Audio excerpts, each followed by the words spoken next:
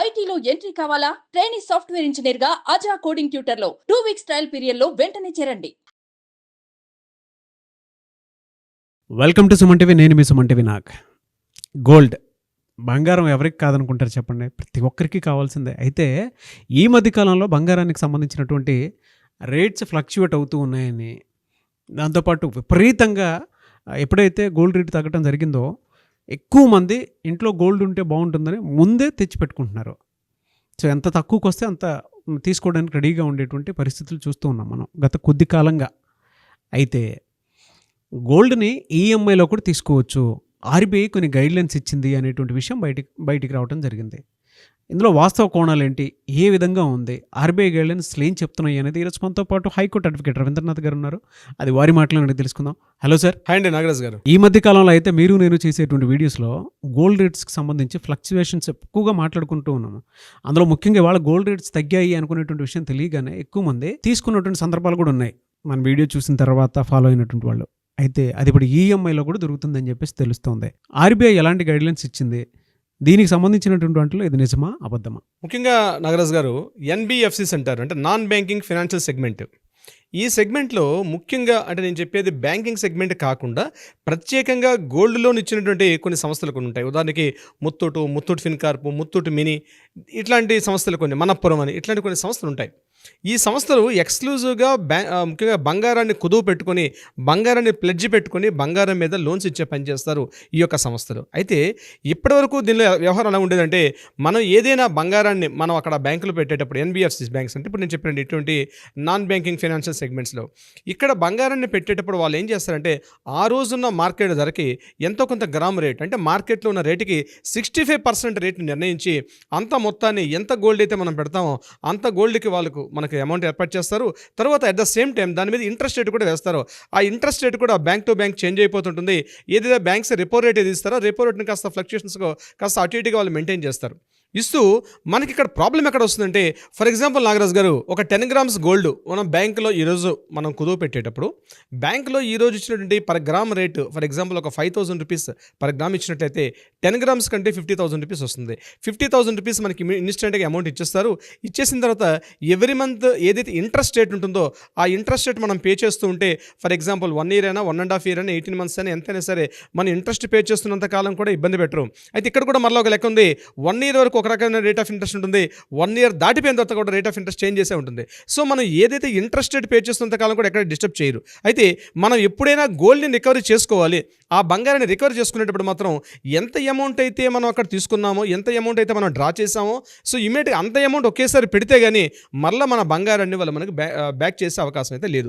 ఇది ఇప్పటివరకు ఉన్నటువంటి గోల్డ్ యొక్క స్కీమ్స్, అంటే ఈ ఎన్బిఎఫ్సిస్ కావచ్చు, బ్యాంకింగ్ సెగ్మెంట్ కావచ్చు, ఇప్పటివరకు గోల్డ్లో ఇచ్చినటువంటి రూల్స్ ఇవి. అయితే దీని మీద reserve Bank of India Shaktikant Das గారు ఒక స్టేట్మెంట్ రిలీజ్ చేశారు. ఏంటో స్టేట్మెంట్, ఏదైతే మీరు అమౌంట్ డ్రా చేశారో ఎన్బిఎఫ్సి కావచ్చు, బ్యాంకింగ్ సెగ్మెంట్లో, ఫర్ ఎగ్జాంపుల్ ఇప్పుడు నేను చెప్పిన 50,000 రూపీసే కావచ్చు, ఈ అమౌంట్ ఏదైతే ఉందో ఈ అమౌంట్ని ఈక్వల్గా ఈఎంఐసీగా డివైడ్ చేసి, ఫర్ ఎగ్జాంపుల్ 12 months అయితే 18 months, 36 months, ఇట్లా ఒక టెన్యూర్ పెట్టుకుంటూ స్టార్టింగ్లో ఎప్పుడైతే అమౌంట్ తీసుకుంటామో అదే సందర్భంలో ఫర్ ఎగ్జాంపుల్ 12 monthsకి అయితే ఎవ్రీ మంత్ ఇంత అమౌంట్ పే చేసుకుంటూ ఇంక్లూడింగ్ ఇంట్రెస్ట్ రేట్తో కలిపి interest rate plus at the same time principal amount ఏదైతే ఉందో రెండింటినీ క్యాలిక్యులేట్ చేస్తూ ఎవ్రీ మంత్ పేమెంట్ చేసుకుంటే ఈజీగా మనకి అమౌంట్ రికవరీ చేసుకునే విధంగా ఒక పాలసీ మేటర్ని తీసుకొచ్చే పనిలో ఉన్నట్టుగా మనకు కొంత ఇన్ఫర్మేషన్ అయితే అందింది. సో ఇది నిజంగా ఒక మధ్యతరగతి సామాన్య జనం కావచ్చు, మధ్యతరగతి వ్యక్తులకి ఇది నిజంగా ఒక మంచి న్యూస్గా మనం చెప్పుకోవచ్చు. ఎందుకంటే 50,000 కావచ్చు, 1 lakh కావచ్చు, 5 lakhs కావచ్చు, ఏదో ఒక సందర్భంలో ఏదో ఒక జాబ్ పర్పస్ కావచ్చు, లేకపోతే ఒక ఉద్యోగంలో ప్రమోషన్ కోసం కావచ్చు, అదర్వైజ్ ఏదైనా ఒక వ్యాపార నిమిత్తం కాస్త పెట్టుబడిగా ఈ బంగారాన్ని ఇప్పటివరకు మనం ట్రెడిషనల్ వాల్యూస్లో మనం వాడుతూ ఉన్నాం. అయితే ఇప్పటివరకు ఉన్నటువంటి ఆర్బీఐ గైడ్లైన్స్ ప్రకారం ఏదైతే మనం అమౌంట్ ఇంట్రెస్ట్ రేట్గా మనం పెట్టి మనం కొంత అమౌంట్ అక్కడ కుదువ పెట్టి మనం తీసుకుంటామో దీని మీద ఇప్పటివరకు ఒకటే రేటు ఇప్పటిదాకా ఉందంటే ఒకేసారి అమౌంట్ పే చేసి తీసుకోవడం. అయితే రిజర్వ్ బ్యాంక్ ఆఫ్ ఇండియా చెప్పిన ప్రకారం ఏంటంటే ఈఎంఐస్ పెట్టి తీసుకోవడం వల్ల కొంత ఉపయోగం అవుతుంది, మధ్యతరగతి వ్యక్తులకి దీని యొక్క ఆప్షన్ ఉంటుంది అనే ఉద్దేశంతో వాళ్ళు దీని మీద కొంత చర్చ కూడా చేస్తున్నారు, చాలా రీసెర్చ్ కూడా చేస్తున్నారు. దీనివల్ల కొంత మిస్యూజ్ అయ్యే అవకాశం కూడా ఉంటుంది. ఎందుకంటే దీన్ని ప్రాపర్గా యూటిలైజ్ చేసుకోకపోతే భారీ స్థాయిలో ఏదైనా అమౌంట్, ఇప్పుడు గోల్డ్ పర్చేస్గా నేను చెప్పేది టన్నుల్లోని కిలోస్లో కూడా కొంత ఇంపాక్ట్ అయి ఉంటుంది. ఓన్లీ మనం ఒక వర్షం చూస్తున్నాం, రెండో వెర్షన్లో సరిగ్గా మనం చూసుకోకపోతే టన్నుల్లో కిలోల్లో మార్చేటప్పుడు కూడా దీన్ని మిస్యూజ్ చేసే అవకాశం కూడా ఉంటుంది. దీనివల్ల చాలా ఇబ్బందులు పడే అవకాశం ఉంటుందని దీని మీద ఒక పాలసీని తయారు చేసే అవకాశం ఉన్నట్టుగా మనకైతే కొంత ఇన్ఫర్మేషన్ బయటికి లీక్ అయింది. కాబట్టి నెక్స్ట్ ఇయర్ 2025 సెప్టెంబర్ 20th దీని మీద ఒక న్యూస్ వచ్చే అవకాశం ఉన్నట్టుగా మనకు తెలిసిన బ్యాంకింగ్ సెగ్మెంట్ నుంచి ఒక న్యూస్ అయితే రిలీజ్ అయింది. అయితే ఇక్కడ ఇంకొక విషయం గమనించాలి. ఏదైతే ఇప్పటివరకు మనం చెప్పింది ఎన్బిఎఫ్సి అంటే ఇప్పుడు నేను చెప్పినటువంటి నాన్ బ్యాంకింగ్ ఫైనాన్స్ సెగ్మెంట్లో ఇప్పుడు ఈ ఆప్షన్స్ అయితే ఉంది. అయితే ఇప్పటివరకు బ్యాంకింగ్ సెగ్మెంట్ ఉదాహరణకి హెచ్డిఎఫ్సి బ్యాంక్ కావచ్చు, లేక ఐసిఐసిఐ బ్యాంక్ కావచ్చు, ఇట్లాంటి వాటిలో ఈ బ్యాంకులో ఇంట్రెస్ట్ మనం కొంత అమౌంట్ కొంత బ్యాంకులో మనం కొంత గోల్డ్ని అంటే ఆర్నమెంట్ గోల్డ్ ఇక్కడ కూడా ఇంపార్టెంట్ అండి. ఆర్నమెంట్ గోల్డ్ మాత్రమే పెట్టుకుంటారు తప్పించి బిస్కెట్ గోల్డ్ ఎట్టి పరిస్థితుల్లో కూడా ఎన్బిఎఫ్సీలు కావచ్చు, బ్యాంకింగ్ సెగ్మెంట్ కావచ్చు ఎప్పుడు ఎక్కడ తీసుకోరు. ఓన్లీ ఆర్నమెంట్ గోల్డ్ అంటే 22 క్యారెట్స్ గోల్డే తీసుకుంటారు. అదేవిధంగా 20 క్యారెట్స్ కానీ 18 క్యారెట్స్ కానీ 16 క్యారెట్స్ గోల్డ్ అయితే ఎక్కడ తీసుకోరు. సో 22 క్యారెట్స్ 91.6 గోల్డ్ మాత్రమే తీసుకుంటారు. కాబట్టి బ్యాంకింగ్ సెగ్మెంట్లో దీనికి కొంత వేరే గైడ్లైన్స్ ఉన్నాయి. సో ఇప్పుడు ఏదైతే మీరు అన్నట్టుగా ఈఎంఐ ఆప్షన్ ఏదైతే చెప్తున్నారో ప్రెజెంట్ నేషనల్ బ్యాంక్స్ అంటే ఉదాహరణకి నేను చెప్పిన ఎస్బీఐ బ్యాంక్ కావచ్చు, లేకపోతే కెనరా బ్యాంక్ కావచ్చు, ఈ బ్యాంక్స్లో ఒక ఆప్షన్ ఉంది. ఏదైతే టోటల్ సమేశ్వరి అమౌంట్ ఉదాహరణకు ఒక 5 లక్షల రూపాయలు తీసుకున్నాం అనుకోండి, ఆ 5 లక్షల రూపాయలను కూడా ఇన్ని సంవత్సరాల్లో అంటే సపోజ్ 1 year 2 yearsలో మనం ఎప్పుడైతే తీసుకుంటాం అదే టైంలో మనకు ఒక ఆప్షన్ పెడతారో ఆ ఆప్షన్ ప్రకారం మనం తీసుకున్న ఆప్షన్ ఇప్పుడు కూడా ఉంది. ఈఎంఐ ఆప్షన్ ఇంక్లూడింగ్ ప్రిన్సిపల్ అమౌంట్తో కలిపి ఇంట్రెస్ట్ రేట్ కలిపి ఇదంతా కూడా ఒక సమేశ్వరి కలిపి ఇస్తారు. కానీ దాని ప్రొసీజర్ వేరే విధంగా ఉంటుంది. అది సామాన్య మానవుడికి మాత్రం ఆ లీగల్ టెర్మినాలజీస్ ఆ ప్రొసీజర్ కొంత కాంప్లికేటెడ్గా ఉంటుంది. అందుకని ఎన్బిఎఫ్సిస్ బాగా అట్రాక్ట్ అవడానికి కారణం ఏంటంటే మనం ఇమీడియట్గా బ్యాంకులోకి ఆ గోల్డ్ తీసుకుని ఆ సెక్షన్కి వెళ్ళంగానే వితిన్ 10 minutesలో ఛాలెంజింగ్గా ఇస్తామని చెప్పి మనపురం, ముత్తూట్ ఫిన్కార్పు, ముత్తూట్ మినీ వేరే కొన్ని బ్యాంక్ సెగ్మెంట్స్ ఇస్తారు. అదే నేషనల్ బ్యాంక్స్లో కొంత కాంప్లికేటెడ్గా ఉంటుంది. కానీ రేట్ ఆఫ్ ఇంట్రెస్ట్ మాత్రం కంపేరిటివ్ టు ఇక్కడ కన్నా చాలా తక్కువ ఉంటుంది.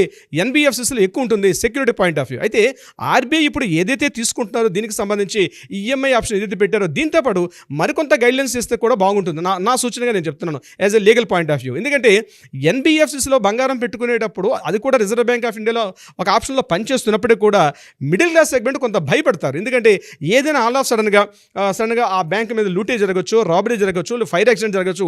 ఇటువంటి సందర్భాల్లో ఏదైతే తమ ట్రెడిషనల్ గోల్డ్ని ఏదైతే పెడతారో అటువంటి సందర్భాల్లో గోల్డ్కి ఎక్కడ కూడా హామీ పూచీకత్తు అనేది ఉండదు.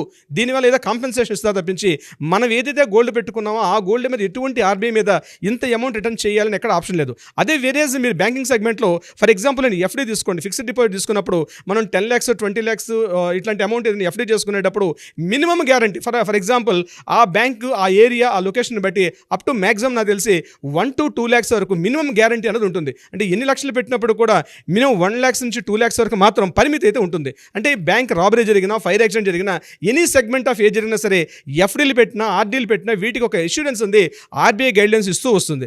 వేరేజ్ ఇక్కడ గోల్డ్ సెగ్మెంట్కి వచ్చేసరికి మనం సుమారు 1 kilo బంగారం పెట్టినా, 1/2 kilo బంగారం పెట్టినా దీని మీద ఇటువంటి ఇన్సూరెన్స్ ఉంది. RBI Reserve Bank of India ఎటువంటి ఇన్సూరెన్స్ ఇవ్వలేదు. ఫర్ ఎగ్జాంపుల్ ఇప్పుడు నేను చెప్పినటువంటి ఎన్బిఎఫ్సి సెగ్మెంట్ సంబంధించి. సో బ్యాంకింగ్ సెగ్మెంట్ ఆర్బీఐ అండర్లో టోటల్ సెగ్మెంట్ పనిచేస్తుంది. కాబట్టి టోటల్గా ఏదైతే బ్యాంకింగ్ సెగ్మెంట్లో ఎట్లయితే ఫైనాన్షియల్ సర్వీసెస్, ఫైనాన్షియల్ ట్రాన్సాక్షన్ చేసేటప్పుడు ఎటువంటి రిస్ట్రిక్షన్స్ ఉన్నాయో అంటే ఎటువంటి సెక్యూరిటీ కన్ఫర్మేషన్ ఇస్తున్నారో అదే సెగ్మెంట్ ఇక్కడ కూడా ఇస్తే చాలా వరకు మిడిల్ క్లాస్ సెగ్మెంట్ ఈ గోల్డ్ పెట్టుకోవడంలో కూడా కొంత అంటే వితౌట్ ఎనీ హెసిటేషన్ ఖచ్చితంగా ఆ భరోసా కల్పించే అవకాశం కూడా ఉంటుంది. ఎందుకంటే ఇక్కడ ఎన్బిఎఫ్సీలు చేసే విధానాలు చేస్తారంటే gold rate gradual for example ఒక 1 week, ఒక 10 days లేదా ఒక 15 days తీసుకోండి. Continuously day by day fluctuations ఉన్నాయనుకోండి, అంటే రేటు పెరగడం రేటు తగ్గడం. సో వీళ్ళు ఏం చేస్తారంటే ఈ రోజు ఉన్నటువంటి గవర్నమెంట్ వాల్యూ ఏదైతే ఉందో దానికి ఓన్లీ 60%, వీలైతే 50-52% కూడా ఇస్తారు తక్కువగా. ఎందుకంటే ఫ్లక్చుయేషన్స్ భారీ స్థాయిలో ఉండేటప్పుడు. అట్లా కాకుండా ఒక 3 months 5 months కంటిన్యూగా స్టేబుల్గా కానీ ప్రైస్ ఒక 10 rupees 20 rupees వేరియేషన్ ఉండేటప్పుడు ఈ సెగ్మెంట్లో ఉన్నటువంటి ఈ ఎన్బిఎఫ్సిస్ ఏం చేస్తారంటే ఖచ్చితంగా వాళ్ళు మంచి రేట్లు ఇచ్చే అవకాశం ఉంటుంది. ఒక్కోసారి 70-75% కూడా యాక్చువల్ గోల్డ్ మీద ఇంట్రెస్ట్ రేట్కి ఇచ్చే అవకాశం ఉంటుంది. సో ఇక్కడ ఏంటంటే first government reserve Bank of India ఏం చేయాల్సిందంటే ఒకటి గోల్డ్ మీద ఫ్లక్చుయేషన్స్ అంటే ఎవ్రీడే స్టాక్ మార్కెట్ లాగా ఎవ్రీడే ఒక రకమైన స్పెక్యులేషన్స్ కాకుండా ఇమ్మీడియట్గా ఒక స్టాండర్డ్ ఒక 15 days, ఒక 30 days వరకు పెద్ద వేరియేషన్స్ కాకుండా స్లైట్లీ చేంజెస్ అంటే 0.1% నుంచి 0.5% మధ్యలో ఫ్లక్చుయేషన్స్ ఉండడం వల్ల మిడిల్ క్లాస్ సెగ్మెంట్కి ఎక్కువగా భారీగా వాళ్ళ మీద ఇబ్బంది పడే అవకాశం ఉండదు. నెంబర్ 2 నేను చెప్పినట్టుగా వాళ్ళ మీద కానీ ఇన్సూరెన్స్ ఇవ్వగలిగితే that is also very important point. At the same time మీరు చెప్పినట్టు ఈఎంఐకి ఆప్షన్స్ సంబంధించి ఇది కూడా ఆర్బీఐ కానీ కన్సిడర్ చేయగలిగితే మాత్రం ఖచ్చితంగా మిడిల్ క్లాస్ సెగ్మెంట్కి it's one of the best option అవుతుంది. మనం హ్యాట్స్ ఆఫ్ చెప్పొచ్చు నాగరాజ్ గారు. డెఫినెట్గా అండి, చూద్దామండి ఏ మేరకు ఉంటుంది, ఎలాంటి గైడ్లైన్స్ ఇస్తారు అనేది ఫర్దర్గా దీనికి సంబంధించినటువంటి వాటిలో. Anyways thank you so much Ravindranath garu. Thank you so much Nagaraj garu. Suman టీవీలో మీ పర్సనల్ అండ్ బిజినెస్ ప్రమోషన్స్ కోసం కింది నెంబర్కి కాంటాక్ట్ చేయండి.